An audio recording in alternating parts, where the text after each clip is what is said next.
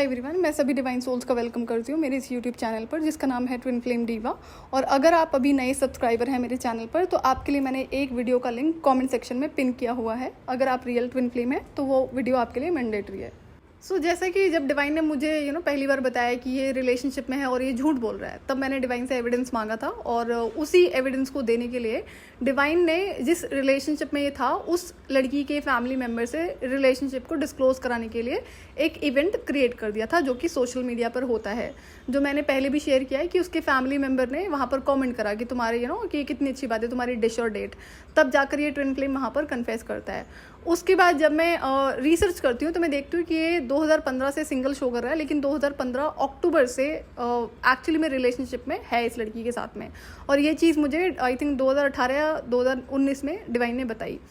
तो अब क्या होता है कि फिर जैसे ही मुझे पता चलता है कि मैंने भी कंग्रेचुलेट किया था इसे सोशल मीडिया पर कि मैं खुश थी कि ये रिलेशनशिप में है, तो अब इसने देखा कि मैंने भी कंग्रेचुलेट किया है। इसको लगा कि मैं नहीं देखूंगी क्योंकि मैं तब तक इसे क्लोजर दे चुकी थी कि अब मैं इसकी ये मेरी लाइफ में कभी नहीं आ सकता। जब इसके ईगो पे 2-3 तमाचे मैंने धरे हैं तभी की बात है। तो शायद ये उसी गलत फहमी में बैठा हुआ था और ये ऑल ऑफ अ सडन का इंसिडेंट था। आई थिंक जिस दिन ये इवेंट क्रिएट हुआ है डिवाइन के थ्रू, सेम डे की ही बात है। तो अब जैसा कि इसने देखा कि मैंने देख लिया है कि अब मुझे पता चल गया इसके रिलेशनशिप के बारे में, तो इसने वहाँ पर एक नई गेम प्लान करी है। 6 महीने का वेट करा इसने कि नहीं अभी एकदम से तो ब्रेकअप नहीं दिखा सकता। एंड देन तो उसके 6 महीने के बाद में इसने फेक ब्रेकअप शो किया है सोशल मीडिया पर। तो डिवाइन अब जब बोलते हैं मुझे कि इसने फेक ब्रेकअप शो किया है, ये एक्चुअली में रिलेशनशिप में है लेकिन इसका ब्रेकअप नहीं हुआ है, तो फिर मैंने दोबारा से डिवाइन से एविडेंस मांगा, जिसकी वजह से इतनी सारी ट्रोमैटिक सिचुएशंस मेरी लाइफ में हो जाती हैं सिर्फ इसी एविडेंस को देने के लिए, जिसकी वजह से मुझे ट्विन फ्लेम का नेबर बना दिया जाता है डिवाइन के थ्रू। वहाँ पर रहते हुए जो मैंने स्टडी करी हैं अवेकनिंग से पहले की चीज़ें हैं, ये इंपॉर्टेंट है इसलिए ध्यान से सुनना। अब इसमें मैं क्या देखती हूँ कि जब से ये फीमेल रिलेशनशिप में थी, इस ट्विन फ्लेम का उस फीमेल के घर पर आना जाना था, जो कि दूसरी स्टेट से थी, दूसरी सिटी में रहती थी। तो अब जब फैमिली में आना जाना है तो उसके हर फैमिली मेम्बर को पता है, including immediate parents and then sister and then other relative और जो कजन्स वगैरह हैं, तो सभी को पता था कि भाई ये शादी होनी है। ऑब्वियसली बात है, हाँ कर चुका होगा तभी तो इस तरह से कोई अलाउ करेगा ना। तो अब उस तरह के वो भी एविडेंसेस मुझे मिलते हैं सोशल मीडिया पर ही कि सभी जानते हैं इस रिलेशनशिप के बारे में। और जैसा कि ये रिलेशनशिप कभी भी डिस्क्लोज नहीं करता था, जब से मुझसे मिला था तब से तो इसने कोई भी रिलेशनशिप डिस्क्लोज नहीं करा है, हमेशा से हिडन ही रखा है कि ये सिंगल है, ये सैड है। तो अब ये इसकी फैमिली में कमिटमेंट तो दे चुका था इससे शादी करने का, बट लेकिन स्टिल ये मैनेज कर रहा था सोशल मीडिया पर कि सिंगल ही दिखाना है। तो इसका जो एक मैस्कुलिन पर्सन था फैमिली मेम्बर जिसने उस रिलेशनशिप को ओपन करने के लिए कमेंट किया था ना, कि डिश एंड डेट वाला जो कमेंट मारा है, तो ये तो सभी में होता है। वो फीमेल भी चाहती थी कि ये रिलेशनशिप डिस्क्लोज हो, लेकिन ये जो भी पट्टी पढ़ाता हो, जो भी एक्सक्यूजेस देता हो रिलेशनशिप को ना डिस्क्लोज करने के, तो वो चलता रहा। काफ़ी टाइम हो गया था इस बात को, सोचो 2015 से 2019 तक ये चीज़ें कंटिन्यू रही है कि कैसे उस फैमिली ने इस इंसान की बात को अग्री किया होगा कि रिलेशनशिप को हिडन रखना है। और उसके बाद जब इसने फेक ब्रेकअप शो किया है, उस बात के लिए कैसे क्या बहाने इसने मारे होंगे उस फैमिली को, क्योंकि ये बात भी उन लोगों को पता थी कि फेक ब्रेकअप शो किया गया है। जो भी कुछ ना कुछ तो रीजन इसने पढ़ाया होगा उन लोगों को। तो अभी तक मैं जानती थी कि ये लड़की सेम एयरलाइन में थी। एंड अगर फिजिकल ब्यूटी की बात करेंगे तो ये बिलो एवरेज थी लड़की, जिसको कहते हैं ना कि रंग भी बहुत मतलब काला है। एंड देन उसके बाद में नैन नक्श भी नहीं है। काले जो लोग होते हैं, जो सांवले लोग होते हैं, उनका कई बार नैन नक्श बहुत सुंदर होते हैं, बट इसमें कुछ भी नहीं था।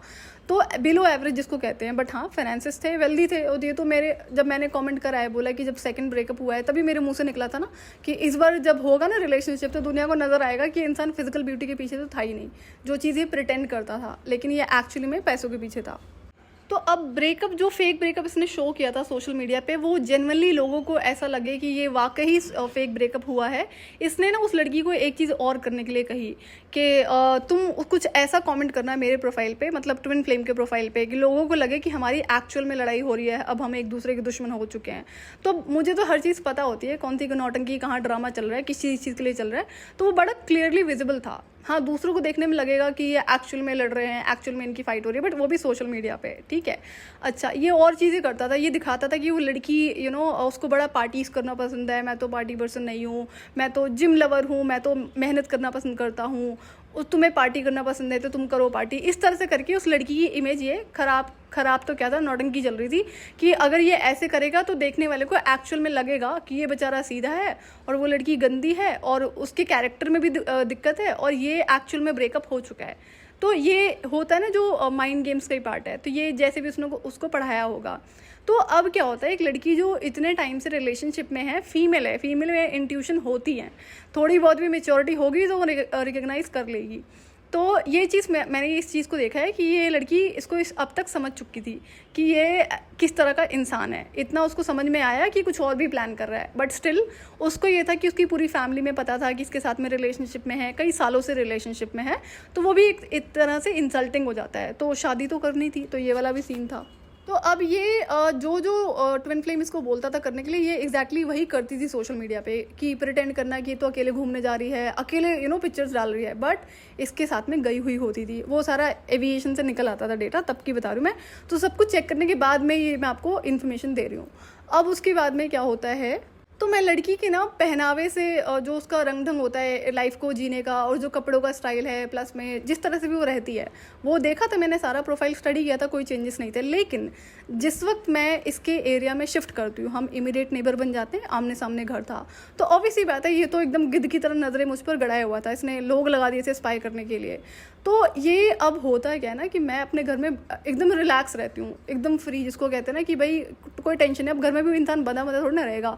तो लेकिन मेरी आदत है, जैसे अभी मैं कुछ ना कुछ तो वीकेंड पे क्या करती थी, मैं ना अपने आप अकेले पार्टी करती थी। मुझे अकेले पार्टी करने की आदत है, जैसे अपना कुछ बना लिया, tea coffee snacks, and then उसके बाद म्यूज़िक चला लिया, फिर मैं डांस कर रही हूँ, तो विंडोज़ ओपन होती तो ये देखता था, इसलिए इसको पता चला।